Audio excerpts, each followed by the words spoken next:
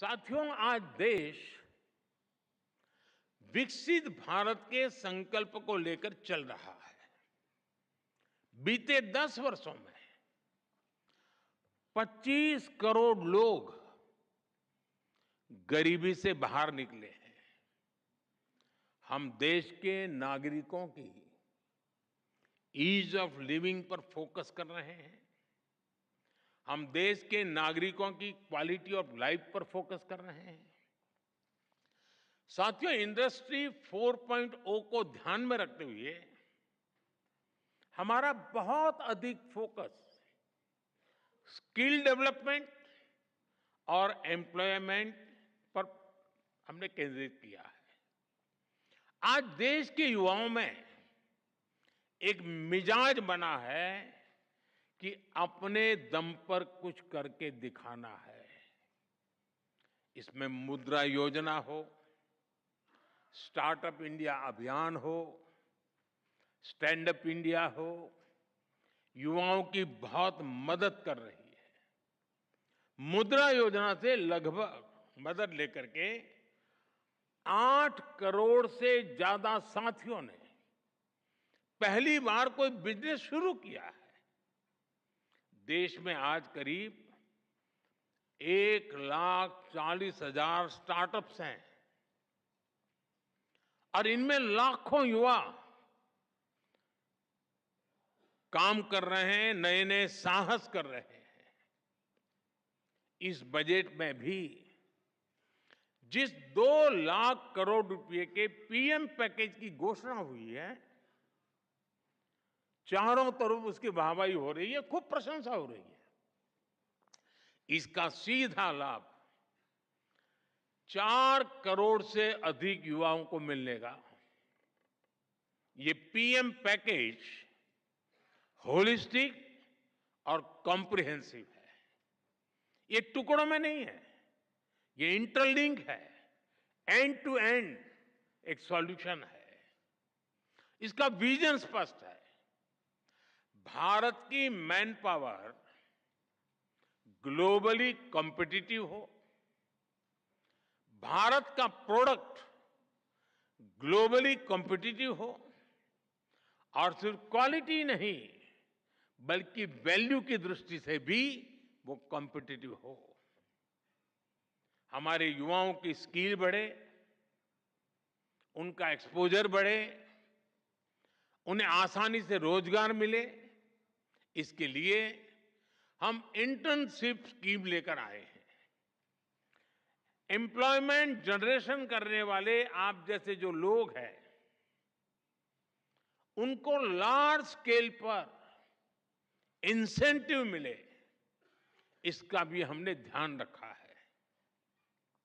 इसलिए ही सरकार ने ईपीएफओ कंट्रीब्यूशन में इंसेंटिव की घोषणा की है।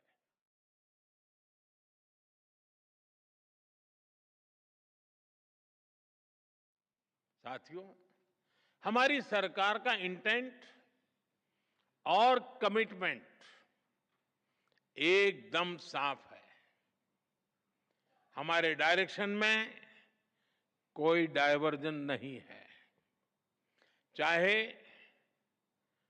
नेशन फर्स्ट ये हमारा कमिटमेंट हो, चाहे $5 ट्रिलियन इकोनॉमी का संकल्प हो, चाहे सैचुरेशन अप्रोच को हम अचीव करने का इरादा लेके चले हो, चाहे जीरो इफेक्ट जीरो डिफेक्ट की बात हो, चाहे आत्मनिर्भर भारत का हमारा दृढ़ संकल्प हो, चाहे विकसित भारत के विराट संकल्प के लिए हमारी लंबी दौड़ हो, हम इसके लिए पूरे फोकस के साथ काम कर रहे हैं।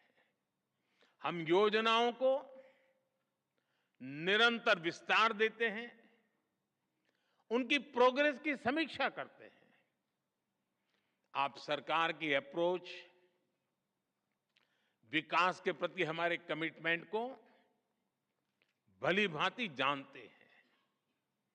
हम हर बार नए माइलस्टोन्स गढ़ रहे हैं। इसलिए इंडस्ट्री से भी मेरी यही अपेक्षा है कि वो सरकार के साथ कंधे से कंधा मिलाकर विकसित भारत के सपनों को साकार करने के लिए सरकार के साथ स्पर्धा करे, सरकार को भी पीछे रख देकर जीत हासिल करे, ये मेरी आपसे अपेक्षा है जी।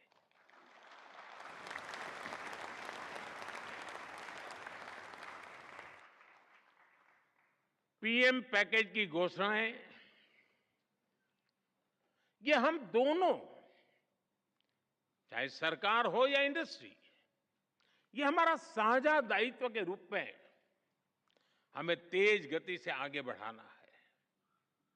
मुझे आप पर पूरा भरोसा है।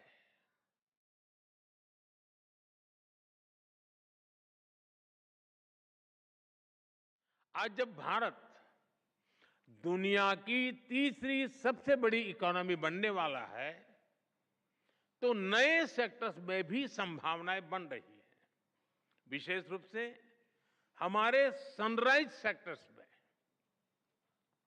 आप जानते हैं, टेक्नोलॉजी ही वर्तमान है, टेक्नोलॉजी ही फ्यूचर है।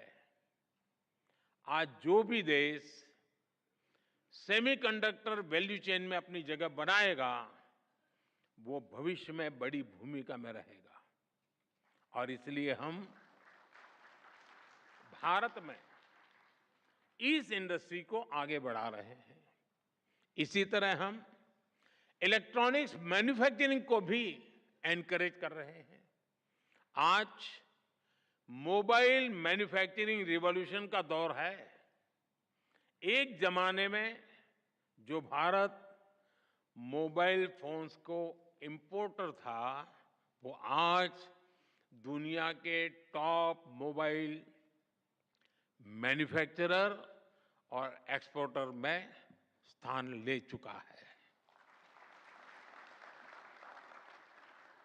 भारत में हमने ग्रीन जॉब सेक्टर के लिए एक बहुत बड़ा रोड मैप तैयार किया है। हम ग्रीन हाइड्रोजन, इलेक्ट्रिक व्हीकल्स, ऐसे अनेक सेक्टर्स को आगे बढ़ा रहे हैं।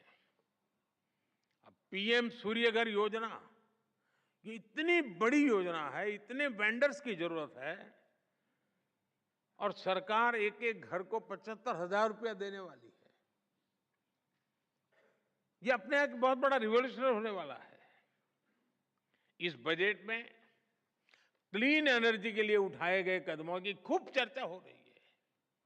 आज के दौर में एनर्जी सिक्योरिटी और एनर्जी ट्रांजिशन दोनों ही इकोनॉमी और इकोलॉजी के लिए इतने ही महत्वपूर्ण है। लेकिन इसके साथ ही हम स्मॉल न्यूक्लियर रिएक्टर्स पर भी काम कर रहे हैं।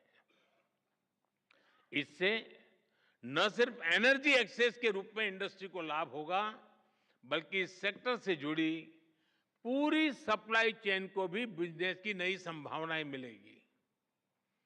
हमारी इंडस्ट्रीज और एंटरप्रेन्योर्स ने हमेशा देश के विकास के लिए अपनी प्रतिबद्धता दिखाई है। मुझे विश्वास है कि मैंने जिन भी सनराइज सेक्टर्स का जिक्र किया है, उन सभी में आप भारत को ग्लोबल प्लेयर बनाने वाले हैं।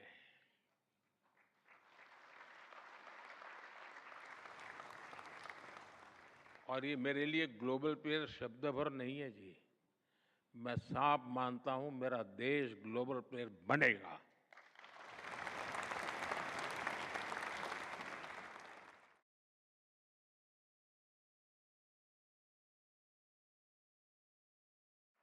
साथियों, हमारी सरकार के पास राजनीतिक इच्छा शक्ति की कोई कमी नहीं है, और इससे तो आप भी परिचित हैं। हमारे लिए देश और देशवासियों की आकांक्षाएं, उनके एस्पिरेशंस, ये हमारे लिए सर्वोपरि है। मैं इंडस्ट्री को, भारत के प्राइवेट सेक्टर को भी विकसित भारत बनाने का एक सशक्त माध्यम मानता हूं। मैं आप जैसे साथियों को, वेल्थ क्रिएटर्स को भारत की ग्रोथ स्टोरी का प्रमुख ड्राइविंग फोर्स मानता हूं। और मैं लाल किले से भी गर्व के साथ इसका जिक्र करने में संकोच नहीं करता हूं। साथियों, पूरी दुनिया की नजर आज भारत पर है, आप सब पर है। आज भारत की नीति, भारत की निष्ठा, भारत का निश्चय, भारत के निर्णय और भारत में हो रहा निवेश पूरे विश्व की प्रगति का आधार बन रहा है। दुनिया भर के इन्वेस्टर्स यहां आने के लिए लालायित है। वर्ल्ड लीडर्स भारत को लेकर पॉजिटिविटी से भरे हुए हैं। ये भारत की इंडस्ट्री के लिए बेहतरीन मौका है, गोल्डन चांस है। हमें इस मौके को गंवाना नहीं है। मैंने नीति आयोग की बैठक में भी, अभी जब मुख्यमंत्रियों से मीटिंग हुई तो मैंने उनसे कहा है कि इन्वेस्टर फ्रेंडली चार्टर तैयार करे हर राज्य। राज्यों के बीच एक हेल्दी कंपटीशन हो इन्वेस्टमेंट को आकर्षित करने के लिए। और मैं नहीं चाहता हूं कि मेरे देश का एक भी राज्य पीछे रह जाए। निवेश के लिए नीतियों में और स्पष्टता लाएं, बेहतर माहौल बनाएं, गुड गवर्नेंस का एहसास हर कदम पर होना चाहिए, ताकि निवेशक देश के हर राज्य में जा सके। साथियों, मैं गत 10 वर्ष के अनुभव के आधार पर और विश्व की स्थितियों को बारीकी से जानने के बाद मैं पूरे विश्वास के साथ कहता हूं कि देश जब आजादी की शताब्दी मनाएगा, भारत की आजादी के जब 100 साल होंगे, वो शताब्दी हम विकसित भारत के रूप में मनाएंगे।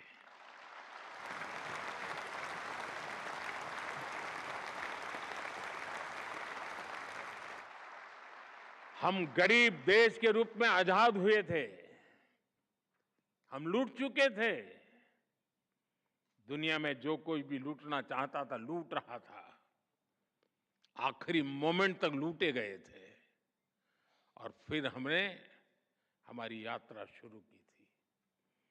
100 साल के भीतर भीतर सारे अवरोधों को पार करते हुए, संकल्पों को चरितार्थ करते हुए शताब्दी विकसित भारत की मना करके ही रहेंगे। हम रहे न रहे, हमारी पीढ़ियां आने वाली विकसित भारत को गर्व से जिए, ये सपने लेकर चल रहा है।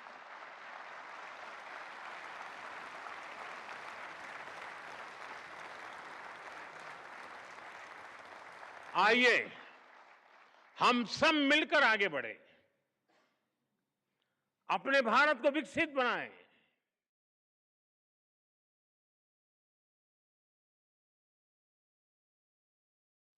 साथियों, इस बार के बजट का एक और पहलू है जो विकसित भारत की हमारी जर्नी को ताकत देगा। ये विषय है मैन्युफैक्चरिंग।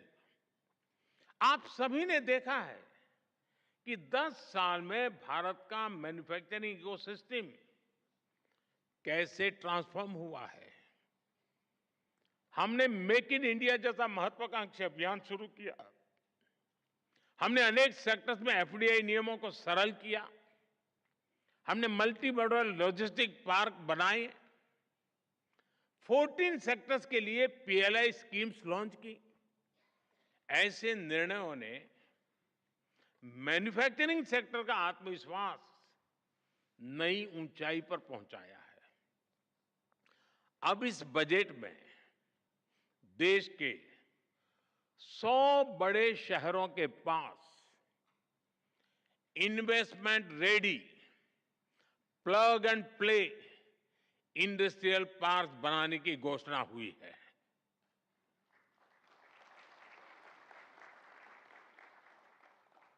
ये 100 शहर विकसित भारत के नए ग्रोथ हब बनेंगे।